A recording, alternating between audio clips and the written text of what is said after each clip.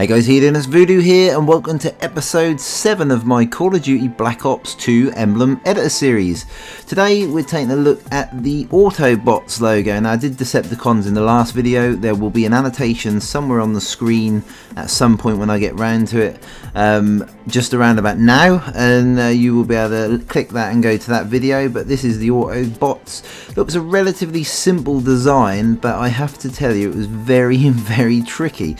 I could have done with more layers, and I wanted to do two versions of this, the same as I did the Decepticons, because that video's got two versions of the same emblem, but I simply could only just about manage this emblem with the layers that we had. I used all 32 layers, just doing it in the sort of classic format, rather than I was going to try and do a more sort of shiny one, just like I did on the Decepticons, but it wasn't to be, so we're going to have to go with this one at the moment. Like I say, in the future, if there is different techniques I pick up, I may revisit this emblem and do a different one, so we shall play it by ear. But the things you're going to need for this is you're going to need a round square, one of, I use that as the background, I put that in a little bit later on in the video. You're going to need 4 diamonds, you're going to need rectangle medium, 9 of them, private first class, 2 of them, a monolith, 8 of them, triangle wide, 4 of them, tube, 1 of, a swoop, 2 of them, and a kiss, 1 kiss. So again, with these with these angled sort of designs, they're quite simple to do in regards as getting them nice and symmetrical, because you can use the grids. As soon as you start using the grids, you can get everything in exactly the right place and keep it symmetrical, because there's nothing worse than wonky emblems. And if you can get it all nice, I'm a bit of an OCD freak, I like everything to be just so. You can see also in the middle at the moment there's some black sort of lines. You don't need to worry about that, we finished them off at the end. I wasn't too worried about messing around with them until you get to the end, because what you can find is as you put more detail on the image, that can cover up them things as you're going along, rather than having to waste a layer specifically to cover them up. But I think I use a layer anyway to cover up them little gaps, but that's not too bad. Now you got to use the grid heavily to get your lines in the right place, that's for sure. Also, there was ways, like when I did it in the Black Ops 1 emblem editor, you could basically sort of cheat and use various things and just the outlines and max things out. What I'm trying to do with all of my emblems is I'm trying not to just make a black square on the background, like as it is now with the rounded edges. That looks like a badge as such, but if you just max it out and that's just like a square with not rounded edges and stuff, that's not as good as if you can do them sort of like, I like to have them freehand sort of standing. But if you start at the bottom, like as I did on the left hand side, and you sort of work the angle up at the top of the head, that slightly angles out a little bit, so you just have to get your sort of perspective right to make it look right, because if you get that slightly off anywhere along lines, that will just not look right. Now eyes especially, getting them in the right place was quite difficult. Sort of like at first I put them slightly wrong, and it's always best to sort of just make sure that basically the point at the bottom of the eye runs in the line going down towards the mouth, so you got to make the point in there.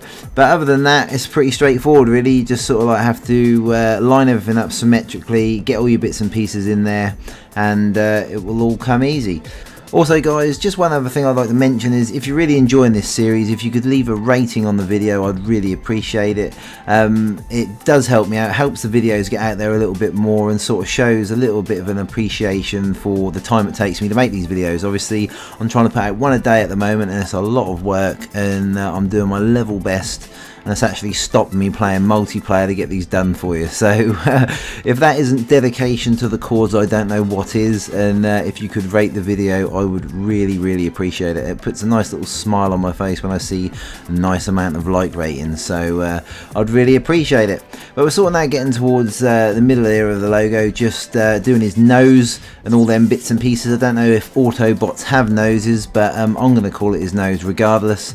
And then there's sort of a crownish sort of bit on the top of the head that we're going for as well. So It might be a tiara for all I know, but it's just a raised up bit at the top of the head, which again was deceptively difficult because you couldn't get the angles right. If you try and do it with just a single one of these shapes, the angles are too sharp, so it's got to be a relatively similar angle to the side of the head, so you end up having to use two of them just to make it look right. So I say there is ways you could use less layers by not having anything absolutely spot on, but for me I'd rather go for the classic looking image that's 100% correct rather than trying to bodge it and make it look dodgy and use less layers. But we had 32 layers to use them all, as I said, and it's come out absolutely identical to the original. That's the good thing about this Emblem editor. Obviously, a lot of you guys who are new to it, you need, like at the moment I'm using the freescale tool, which you click the right hand thumbstick in and then you can shape the shape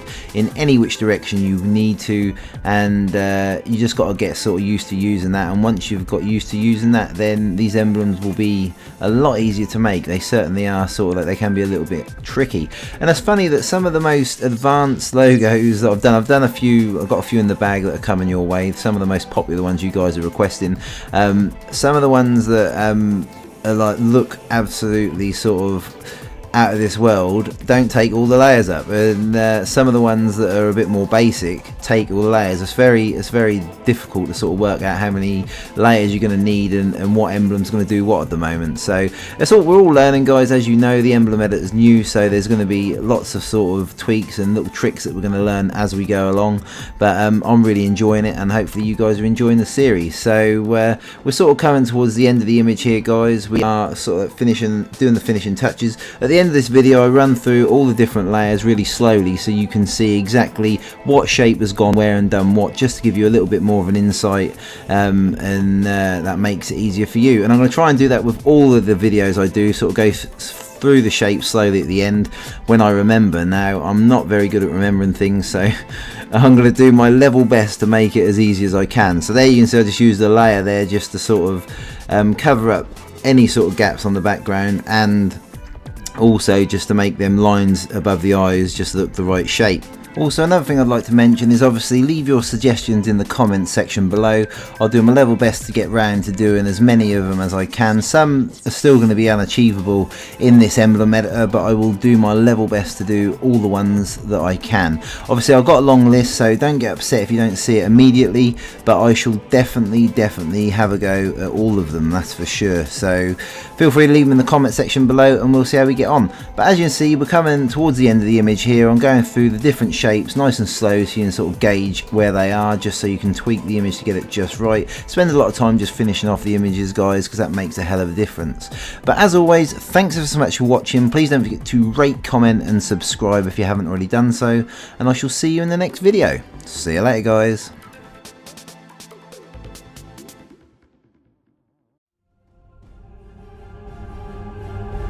I'm also on Facebook and Twitter. Feel free to check me out on there. That way you'll never miss any of the videos I post, and you'll get to read some of the mundane tweets that I manage to tweet out on a daily basis.